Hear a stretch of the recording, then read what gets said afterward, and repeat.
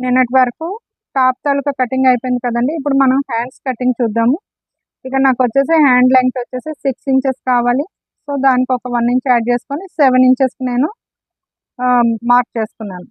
పైనుంచి కిందకి 3 inches arm whole down ఎక్కడి వరకు తీసుకోవాలి అనే దానికోసం నేను 3 ఇంచెస్ డౌన్కి ఒక మార్క్ చేసుకున్నాను చూడండి. సో మనకి లెంగ్త్ ఫుల్ లెంగ్త్ నుంచి 9 ఇంచెస్ నా ఆర్మ్ హోల్కి ఒక మార్క్ అండ్ 2 ఇంచెస్ ఖర్చుకి ఒక మార్క్ చేసుకున్నాం. అక్కడి నుంచి మనం కిందని రౌండ్ మన హ్యాండ్ రౌండ్ ఎంతో అది మార్క్ చేసుకుంటాం అండ్ 2 ఇంచెస్ ఖర్చు. ఈ మార్కింగ్స్ అనేవి మనం జాయిన్ చేస్తాము. స్టిచ్ మార్జిన్ ఖర్చు. పైన మనకి ఆర్మ్ హోల్ మార్క్ చేసుకోవడానికి ఆర్మ్ హోల్ స్కేల్స్ వచ్చేసాయి. ఇప్పుడు ఈ ఎల్లో స్కేల్స్ వాటిని షార్ట్ ఉన్నది మన వైపు పెట్టుకొని ఫోల్డింగ్ వైపు పెట్టుకుంటే మనకి కరెక్ట్గా వచ్చేస్తుంది. ఆర్మ్ హోల్ అనేది 9, 9.5, 8.5, 8 దాటిన వాళ్ళు 3 ఇంచెస్ పెట్టుకోండి డౌన్. ఇంకా తక్కువ ఉన్న వాళ్ళు 7, 7.5 ఉండే వాళ్ళు 2.5 పెట్టుకుంటే సరిపోతుంది.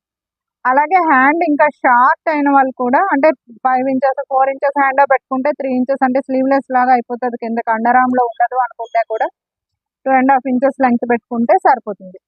హ్యాండ్ అనేది మనం ఇలా కట్ చేసేసుకుంటాం. ఇప్పుడు ఫ్రంట్ పార్ట్కి లోతులు తీస్తాం కదండి.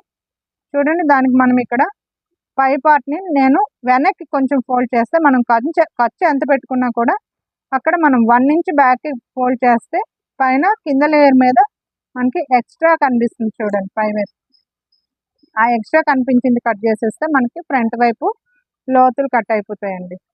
మనము ఆ లోతులు కట్ చేసింది ఫ్రంట్ పార్ట్కి రావాలి అనేసి ఒక కట్టు, అలాగే సెంటర్ ఒక కట్టు పెట్టుకుంటే మన హ్యాండ్స్ అనేవి రెడీ.